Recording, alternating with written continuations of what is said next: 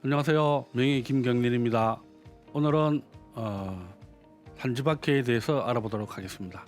이 시간에는 저는 주로 지금 기존에 하시는 분들은 한 그대로 아주 어려운 궤풀이가 아니고 이 궤에 들어있는 어떤 역사적인 의미 또 역사적인 얘기를 제가 설명을 하고 있는데, 오늘은 산지박. 이 박자는 많이 그렇게 좋은 의미가 아니죠. 박탈 생각하는데, 이 산지박해는 참 중요한 캐입니다. 요 다음에 나오는 캐가 이제 지뢰복해도 있는데, 백해는 참 중요한 캐인데 왜 중요하냐? 박해의 마지막 가장 이 산지박해는 이렇게 돼 있고 이렇게 돼 있죠. 요게 산, 요게 지 이렇게 돼 있는데, 요 음이 이렇게 많고 양은 좀 하나밖에 없는데, 그래서 참 이 양이 위험하죠. 그럼 이게 마지막 희망이라는 겁니다. 희망.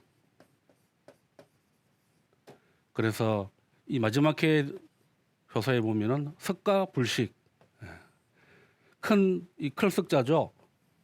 큰 과일은 먹지 않는다. 먹지 않는다는 번역을 많이 했었는데, 또 요즘 들어서는 어떻게 번역하는가 하면은 큰 과일은 먹히지 않는다, 이렇게 번역하시는 분들도 또 많더라고요. 둘 다 각자 나름대로 다 일리가 있는 의견인데, 저는 먹히지 않는다로 주로 해석을 하고 있습니다.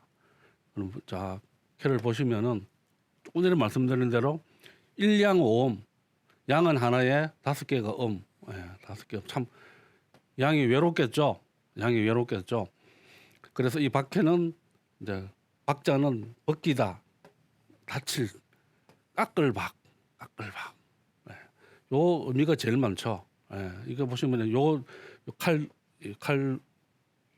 칼도방 부수 하고 나서 이제 요거 이 글자로 2개 합쳐진 건데, 주로 보면 깎을박, 이의 의미가 이 주역에서는 훨씬 강하다는 겁니다. 그래서 단사를 보시면은 가는 바가 있으니 이롭지 아니하다. 왜 이롭지 아니하느냐? 행하는 바가 있는데 왜 이롭지 않은가? 소인들이 자라나기 때문에 그렇다는 겁니다. 왜? 보시면 음이 처음에는 예를 들어서 이런 캐가 있다 그러면은 이거는 중천건캐죠. 다양으로 된 거. 여기서 하나가 음으로 바뀌고 여기 음으로 바뀌고 점점 바뀌다 보니까 이 상태까지 왔다는 겁니다. 그게 뭘 의미하느냐? 소인들이 점점 자라난다는 그런 의미라는 겁니다. 소인들이 자라난다.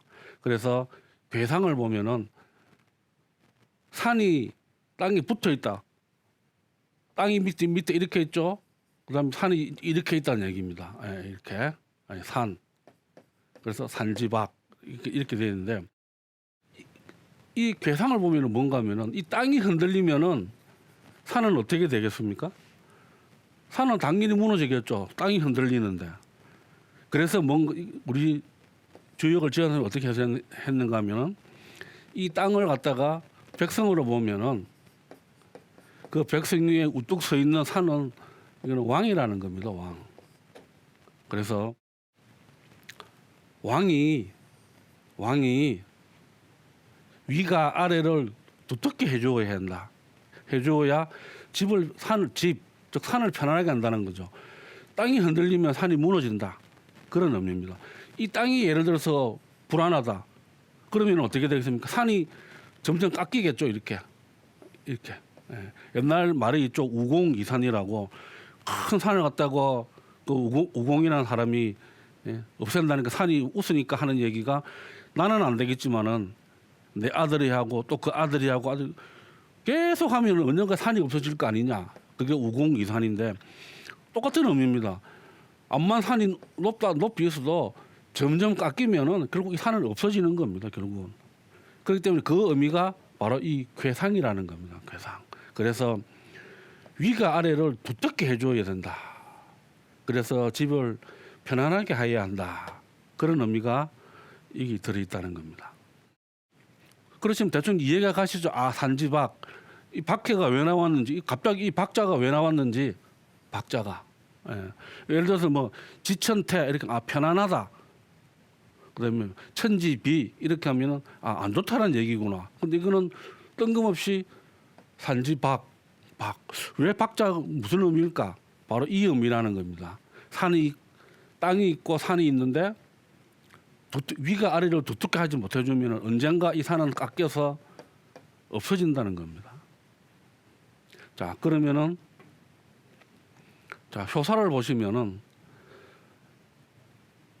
이 평상을 깎되 다리부터 한이 반듯함을 없애 흉하다. 보시면 다 평상을 깎는다는 말이 다 나옵니다. 평상 깎는다. 그러니까 평상이 예를 들어 이렇게 있다 그러면 다리가 있을 거 아닙니까? 이렇게 다리가 이렇게 있겠죠. 있으면은 다리부터 깎으면 어떻게 이 평상이 불안하겠죠. 그다음에는 깎아가지고 요 평상하고 다리를 이어주는 요 부분 이까지 왔다는 겁니다. 가로로 된 나무까지. 요게 이제 박탈을 해버리면 어떻게 됩니까? 다리하고 상은 분리가 되겠죠. 분리가 되겠죠. 그런데 여기 또 세 번째 표를 보면은 깎아 없을 때 허물이 없다. 이렇게 되어 있습니다. 이게 참 중요한 포인트인데 이게 길하다. 보통 중국에서 그렇게 말해야죠. 좋다, 길하다 이렇게 하는데 이거는 길하다는 말이 아니고 그냥 허물이 없다. 그러니까 썩 좋지는 않은데 그냥 허물이 없이 좋지는 않다.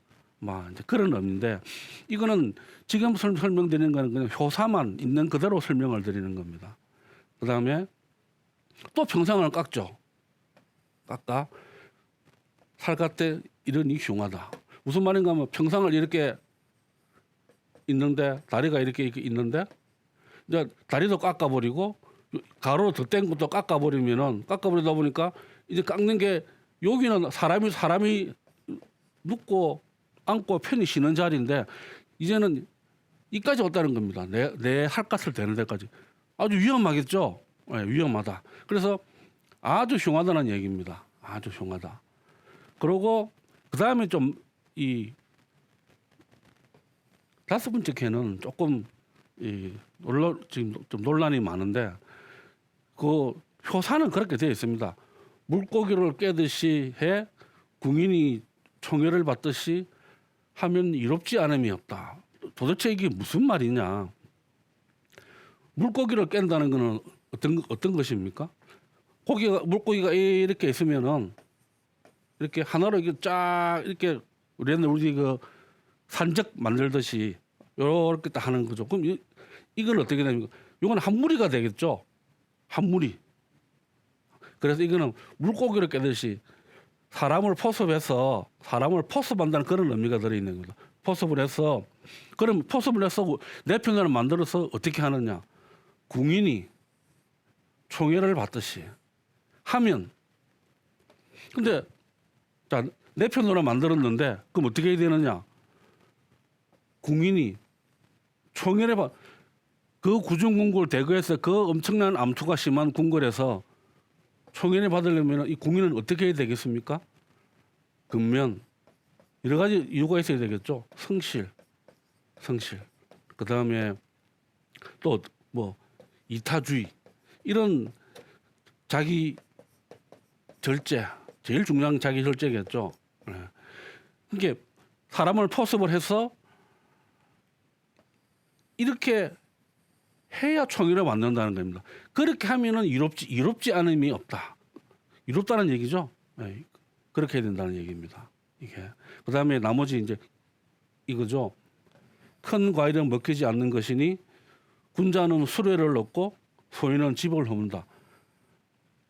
지금까지는 소인들이 잘 살아왔다는 겁니다. 보시면은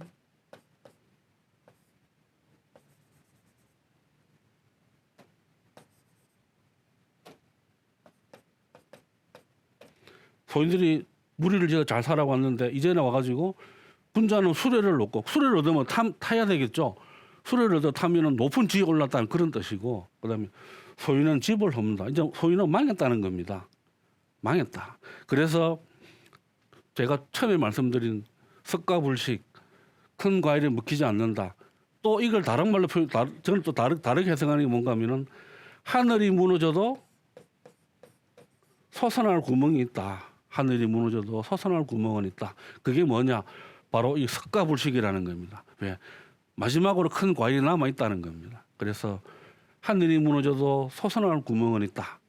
이렇게 해야 되는데, 자, 이 효사만 이렇게 쭉 풀이를 하면은 좀 이해하기 어려운데, 여기 보시면 이제 평상을 깎되 평상 깎는다는 많이 나오는데, 세 개 보시면은, 그래서 보시면 제일 처음에 첫 초원에서는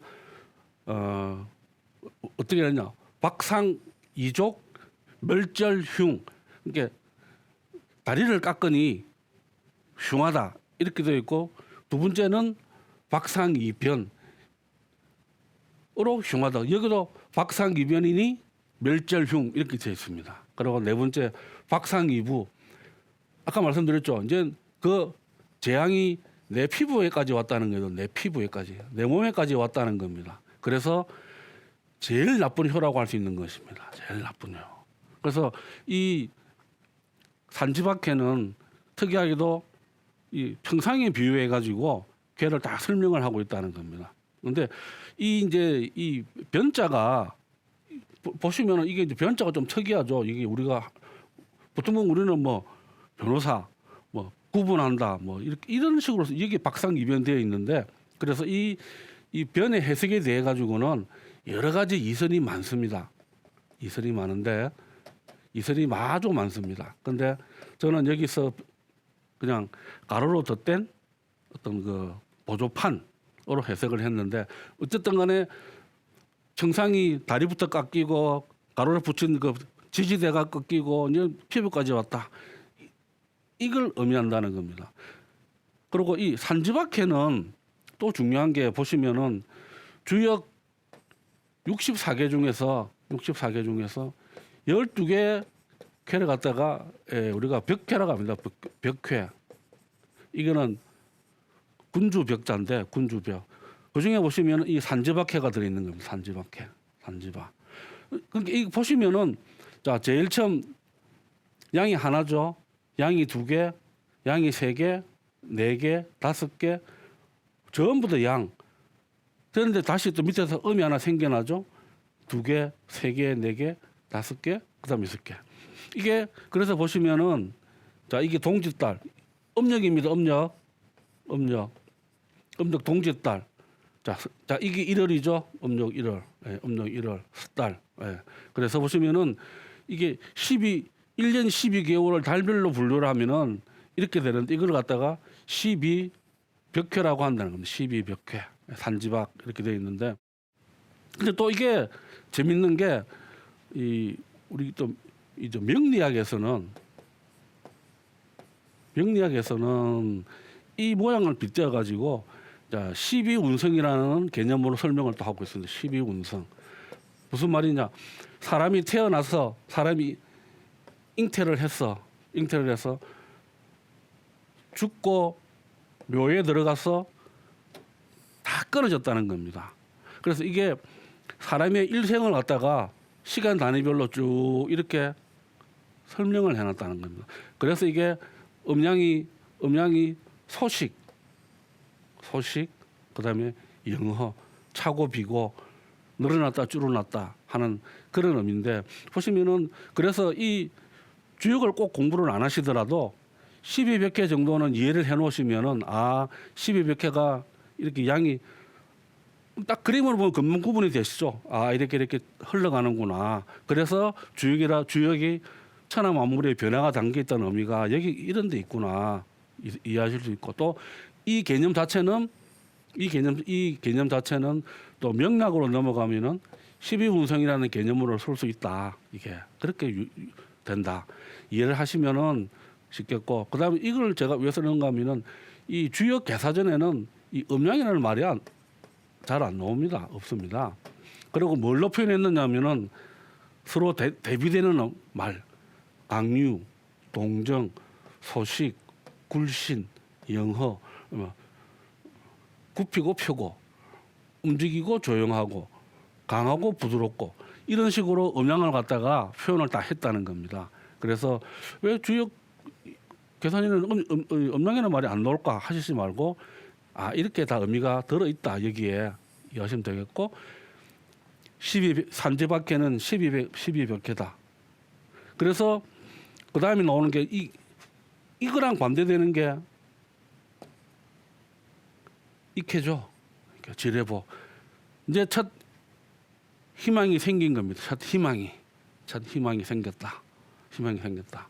그래서 옛날에 몇 년 전에 돌아가신 신정복 선생이 그러셨죠. 지뢰복해가 참 의미심장하다. 그리고 탄지박해의 마지막 석가불식 그렇게 신정복 선생이 강조를 하셨는데, 그 중요한 쾌 산지박 지뢰복회가 이렇게 쭉 변화하는 게 12몇 개가 있다. 이렇게 이해를 하시면 되겠네요. 자, 그러면은 구체적으로 그러면 그럼 첫째는 무엇을 의미하느냐? 소인이 생겨난다는 겁니다. 소인들이 음흉한 소인이 힘을 쓰다. 그다음 두 번째는 힘을 쓰면은 어떤 소인들이 준동을 못하게 말려야 되겠죠. 그런데 막지 못하게요. 발호를 해버린다. 왕의 책임이다.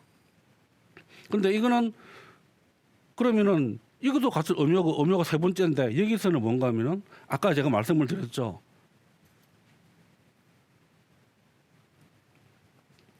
허물이 없다.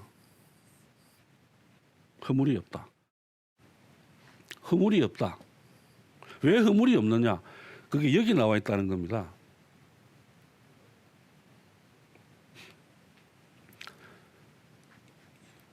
자, 쾌를 보시면은 이렇게 되어 있고,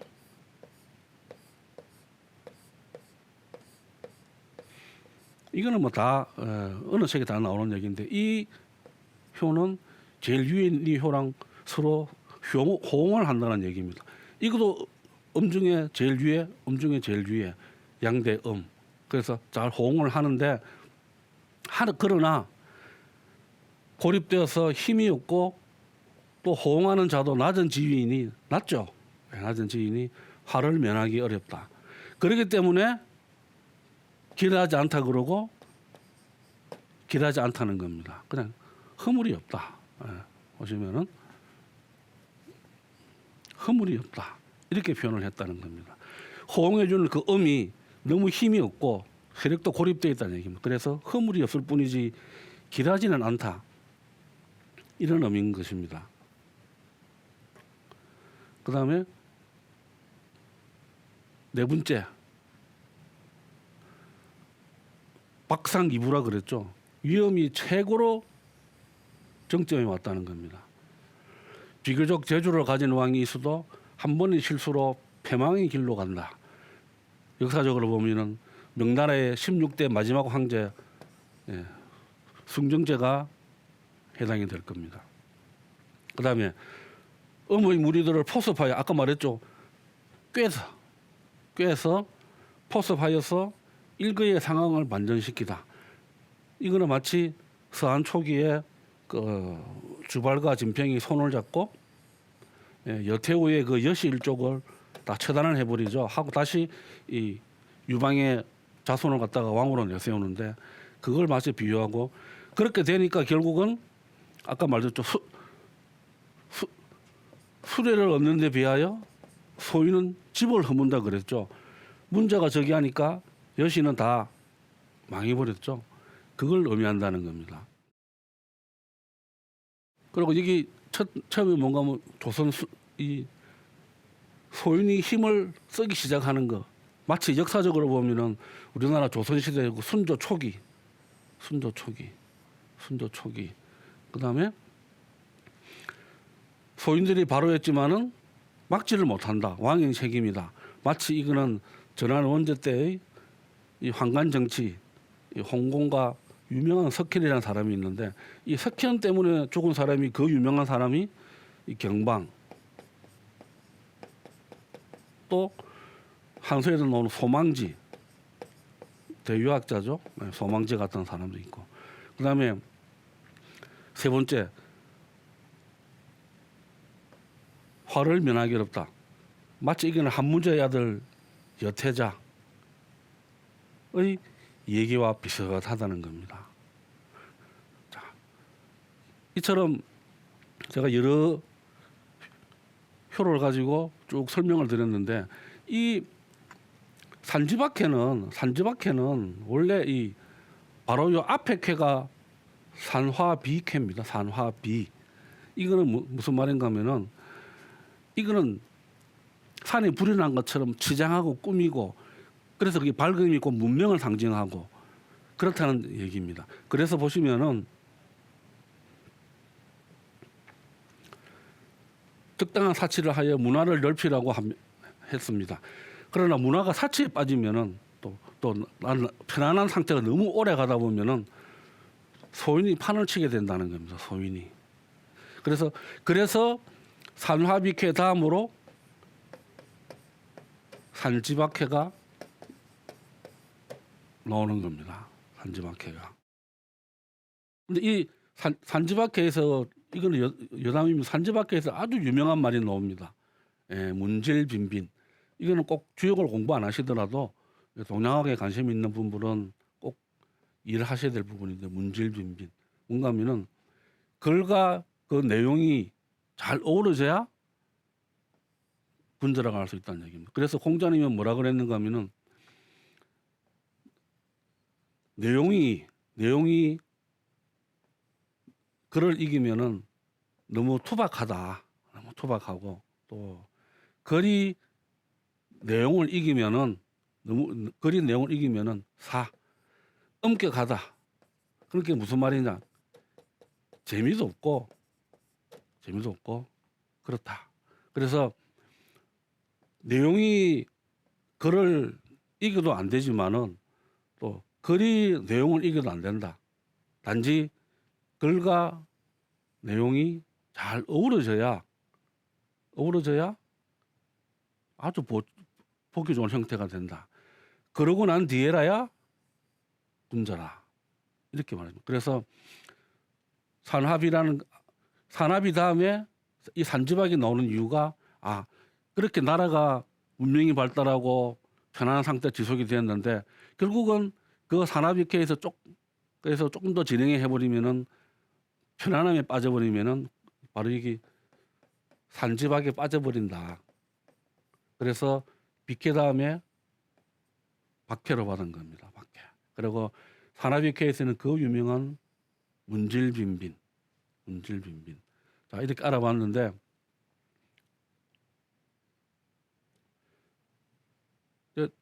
첫 효 이제 그럼 도대체 첫 효가 소인들이 발호를 한다.